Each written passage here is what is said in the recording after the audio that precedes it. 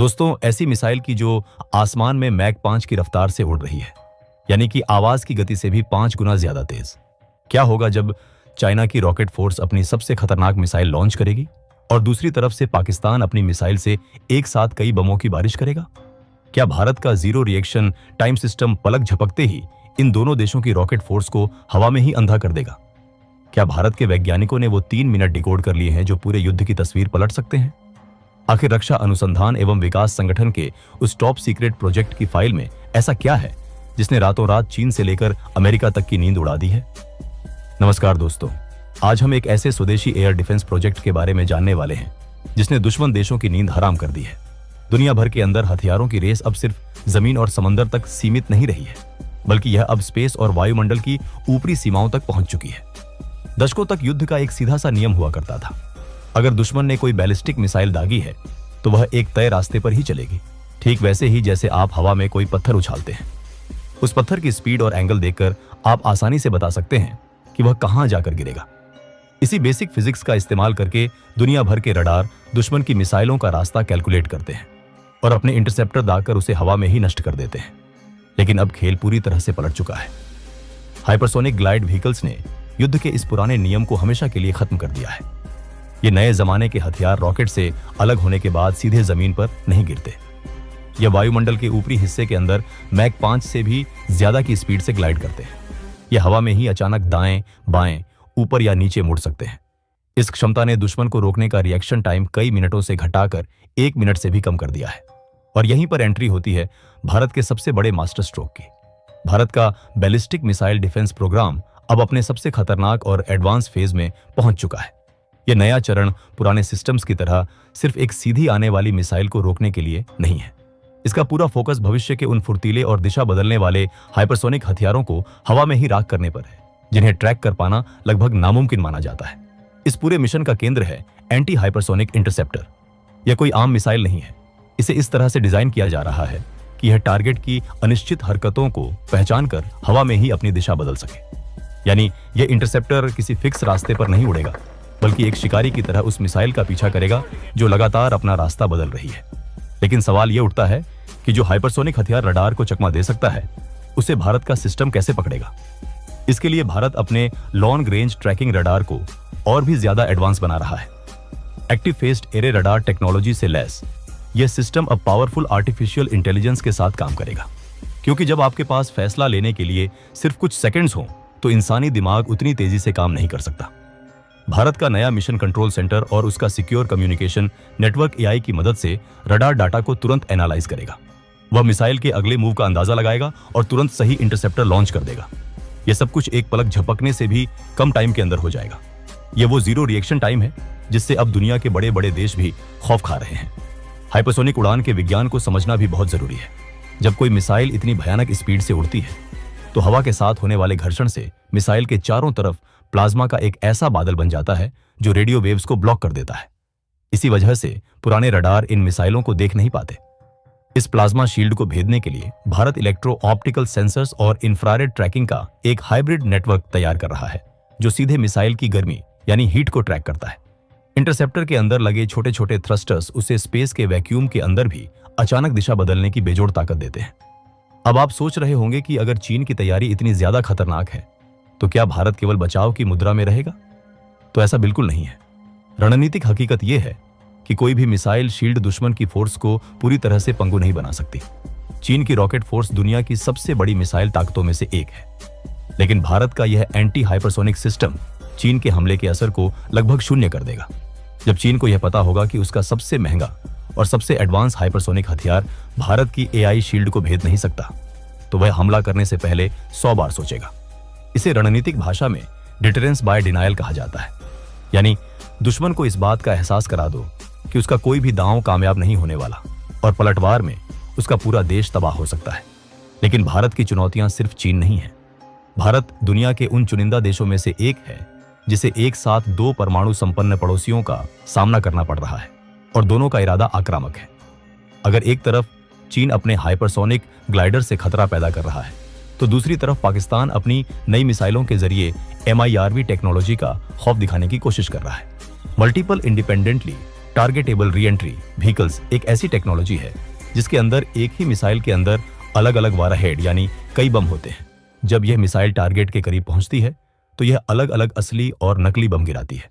इसका मकसद रडार और डिफेंस सिस्टम को कंफ्यूज करना और उसे पूरी तरह से ओवरलोड कर देना होता है। पाकिस्तान को लगता है कि वह इस सघन हमले से भारत के मिसाइल डिफेंस को चकमा दे देगा, लेकिन डीआरडीओ ने इसका भी अचूक इलाज निकाल लिया है। भारत केवल एक ही तरह के इंटरसेप्टर पर निर्भर नहीं है। हाइपरसोनिक खतरों के लिए जहां एंटी हाइपरसोनिक मिसाइलें बन रही हैं, वहीं पाकिस्तान जैसे MIRV खतरों के लिए एंटी मिसाइल इंटरसेप्टर को खास तौर पर डिजाइन किया जा रहा है। इसके सेंसर्स इतने ज्यादा एडवांस हैं कि वह हवा में ही असली न्यूक्लियर वारहेड और नकली डिकॉय के बीच का फर्क भांप लेते हैं। असली वारहेड भारी होता है जबकि डिकॉय हल्के होते हैं। जब ये दोनों वायुमंडल के अंदर वापस आते हैं तो हवा के दबाव से नकली बमों की स्पीड कम हो जाती है, जबकि असली बम तेजी से गिरता है। हमारे रडार इस छोटी सी स्पीड के फर्क को मिलीमीटर की सटीकता के साथ नाप लेते हैं। जैसे ही रडार असली बम को लॉक करेगा, इंटरसेप्टर उसे स्पेस की सीमा पर ही राख कर देगा। भारत ने इन खतरों को अलग अलग हिस्सों में बांटकर उनकी सटीक काट तैयार कर ली है। हाल ही में भारत ने अपने मिसाइल डिफेंस प्रोग्राम के दूसरे चरण को पूरी तरह से कामयाब बनाया है। डीआरडीओ के AD-1 और AD-2 इंटरसेप्टर मिसाइलों के सफल टेस्ट ने भारत को दुनिया के उन गिने चुने देशों की लिस्ट में खड़ा कर दिया है जिनके पास लंबी दूरी की अंतर महाद्वीपीय बैलिस्टिक मिसाइलों को मार गिराने की क्षमता है। इन टेस्ट के जरिए भारत ने missile propulsion, target seeking technology और नेविगेशन सॉफ्टवेयर के अंदर जो महारत हासिल की है, वही आज तीसरे चरण की नींव बन रही है। भारत के पास एक साबित हो चुका ट्रैक रिकॉर्ड है जो लगातार खुद को विकसित कर रहा है। अगर आप सोच रहे हैं कि सिर्फ एक इंटरसेप्टर सिस्टम से ही देश सुरक्षित हो जाएगा, तो ऐसा नहीं है। आधुनिक युद्ध के अंदर दुश्मन अलग अलग तरीके से हमला करता है। Ballistic missile, cruise missile, suicide drone और मानव रहित विमान, इन सबको रोकने के लिए भारत एक बेहद मजबूत मल्टी लेयर्ड सुरक्षा कवच बना रहा है। इसके अंदर रूस से मिला S-400 सिस्टम, भारत का अपना medium range surface to air missile system, स्वदेशी प्रोजेक्ट कुश और बैलिस्टिक मिसाइल डिफेंस सिस्टम शामिल हैं। अगर कोई मिसाइल पहली लेयर को चकमा दे देती है तो दूसरी या तीसरी लेयर उसे हवा में ही मार गिराती है। भारत का यह पूरा एयर डिफेंस नेटवर्क एक एकीकृत कमांड के तहत काम करेगा, जो AI की मदद से यह तय करेगा कि किस खास खतरे के लिए कौन सा हथियार इस्तेमाल करना सबसे सही रहेगा। यहाँ एक बहुत बड़ा जियोपॉलिटिकल और टेक्नोलॉजिकल पहलू भी है जो आम खबरों में छूट जाता है। अगर हम दुनिया की महाशक्तियों से भारत की तुलना करें तो तस्वीर बहुत हैरान करने वाली है। अमेरिका के पास इस वक्त दुनिया का सबसे महंगा मिसाइल डिफेंस सिस्टम मौजूद है। उनके पास थॉड, पैट्रियट और एजिस जैसे सिस्टम है। अमेरिका अब हाइपरसोनिक खतरों के लिए नए ग्लाइड फेज इंटरसेप्टर प्रोग्राम पर काम कर रहा है। लेकिन अमेरिका और भारत की भौगोलिक स्थिति में जमीन आसमान का फर्क है। अमेरिका के पास 2 विशाल महासागरों का प्राकृतिक सुरक्षा कवच है। उसे किसी भी मिसाइल को डिटेक्ट करने और फैसला लेने के लिए पर्याप्त समय मिल जाता है। उसके उलट भारत की सीमाएं सीधे चीन और पाकिस्तान से लगती हैं। यहां मिसाइल लॉन्च होने से लेकर टारगेट तक पहुंचने में केवल 2 से 7 मिनट का समय होता है। लिहाजा भारत के सिस्टम को अमेरिका से भी ज्यादा तेज, आक्रामक और जीरो रिएक्शन टाइम वाला होना जरूरी है। इसके अलावा कॉस्ट फैक्टर भी बहुत मायने रखता है। अमेरिका का एक इंटरसेप्टर अरबों डॉलर का आता है। इतने महंगे सिस्टम को बड़े पैमाने पर तैनात करना आर्थिक रूप से मुमकिन नहीं लगता। वहीं भारत की किफायती इंजीनियरिंग का कमाल देखिए। डीआरडीओ के नए इंटरसेप्टर अमेरिका के सिस्टम्स की तुलना में आधी से भी कम कीमत में बन रहे हैं। इससे भारत अपनी सीमाओं पर बड़ी तादाद में इंटरसेप्टर तैनात कर सकता है, जिससे दुश्मन का बड़े पैमाने पर किया गया हमला भी नाकाम हो जाएगा। अब बात करते हैं रूस और यूरोपीय देशों की। रूस का S-400 और नया S-500 सिस्टम हवा में लगभग हर चीज को मार गिराने का दावा करते हैं, लेकिन पश्चिमी देशों के कड़े प्रतिबंधों के कारण रूस की एडवांस इलेक्ट्रॉनिक सप्लाई चेन प्रभावित हुई है। वहीं भारत का नया मिसाइल डिफेंस प्रोग्राम पूरी तरह से स्वदेशी सेमीकंडक्टर और घरेलू AI सॉफ्टवेयर पर बन रहा है। भारत का यह integrated air command and control system दुनिया में अपनी तरह का इकलौता हाइब्रिड नेटवर्क बन चुका है। हमारे पास रूस का S-400 है, इजरायली टेक्नोलॉजी वाली बराक 8 मिसाइल है और स्वदेशी सिस्टम्स भी मौजूद हैं। इन अलग अलग देशों की टेक्नोलॉजी को एक ही स्वदेशी AI नेटवर्क पर बिना किसी रुकावट के जोड़ना बहुत बड़ी तकनीकी जीत है। वहीं यूरोप की बात करें तो नाटो देश अभी भी मुख्य रूप से क्रूज मिसाइलों और लड़ाकू विमानों को रोकने वाले एयर डिफेंस सिस्टम्स पर ही अटके हुए हैं। वे अभी हाइपरसोनिक डिफेंस के बारे में सोचना शुरू कर रहे हैं। अंतरिक्ष की सीमा में जाकर मिसाइल गिराने की क्षमता के अंदर आज यूरोप भारत से सालों पीछे छूट चुका है। यूरोपीय देशों की लाल फीताशाही और आपसी खिंचाव के चलते उनके डिफेंस प्रोजेक्ट्स में देरी हो रही है, जबकि भारत में डीआरडीओ, भारतीय वायुसेना और रणनीतिक बल कमांड एक ही विजन के साथ बहुत तेजी से काम कर रहे हैं। क्या आपने कभी सोचा है कि जमीन और हवा के इस खेल में अंतरिक्ष का क्या रोल है? हाइपरसोनिक मिसाइलों को ट्रैक करने के लिए सिर्फ जमीन पर लगे रडार काफी नहीं है। पृथ्वी की गोलाई के कारण ग्राउंड रडार एक सीमा के बाद मिसाइल को नहीं देख सकते, और यहीं पर भारत का असली ब्रह्मास्त्र काम आता है। भारत स्पेस रडार और मिलिट्री सैटेलाइट्स का एक ऐसा सीक्रेट नेटवर्क तैयार कर रहा है जो दुश्मन की मिसाइलों के लॉन्च होते ही उनकी गर्मी को स्पेस से ही पकड़ लेगा। डिफेंस स्पेस एजेंसी के तहत भारत अपने सैटेलाइट नेटवर्क को इतना मजबूत कर रहा है कि कोई भी हाइपरसोनिक ग्लाइडर हमारी नजरों से बच नहीं पाएगा। यह इंटरसेप्टर और स्पेस रडार का वो खौफनाक जोड़ है जो दुश्मन की मिसाइल की कब्र लॉन्च पैड से उठते ही खोद देगा। आर्थिकी के नजरिए से भी यह भारत की बहुत बड़ी जीत है। हथियारों की यह रेस देशों को कंगाल कर सकती है।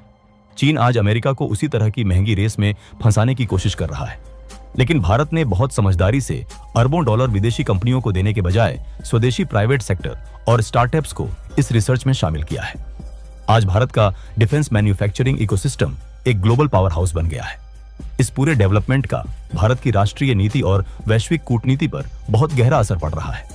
एक मजबूत डिफेंस सिस्टम किसी भी देश की विदेश नीति को एक नई आक्रामकता और पूरी स्वतंत्रता देता है। जब देश के बड़े शहर, मिलिट्री बेस और कमांड सेंटर सुरक्षित होते हैं, तो देश का नेतृत्व बिना किसी दबाव के तुरंत जवाबी कार्रवाई कर सकता है। पाकिस्तान हमेशा अपने छोटे न्यूक्लियर हथियारों की धमकियां देकर भारत को ब्लैकमेल करने की कोशिश करता है, लेकिन मजबूत मिसाइल शील्ड के कारण पाकिस्तान का यह न्यूक्लियर ब्लैकमेल हमेशा के लिए खत्म हो गया है। भारत दुनिया को यह साफ संदेश दे रहा है कि उसकी सीमाएं पूरी तरह से अभेद्य हैं। कूटनीति की टेबल पर यह तकनीक भारत को एक जबरदस्त बढ़त देती है। वियतनाम, फिलीपींस, जापान, दक्षिण कोरिया और ऑस्ट्रेलिया, जो खुद चीन की बढ़ती ताकत से परेशान हैं, वे आज भारत के इस डिफेंस प्रोग्राम की तरफ बहुत उम्मीद से देख रहे हैं। आने वाले समय में अगर भारत अपने इस मिसाइल डिफेंस सिस्टम का एक्सपोर्ट वर्जन तैयार करता है, तो यह इंडो पैसिफिक क्षेत्र के अंदर शक्ति का संतुलन पूरी तरह से स्थापित कर देगा। और सिर्फ बचाव ही क्यों, भारत की हमला करने की क्षमताएं भी अब दुनिया को हैरान कर रही हैं। हम केवल ढाल नहीं बना रहे, हमारी तलवार भी बेहद धारदार है। डीआरडीओ ने स्वदेशी हाइपरसोनिक टेक्नोलॉजी डेमोन्स्ट्रेटर व्हीकल का सफल टेस्ट करके यह साबित कर दिया है कि भारत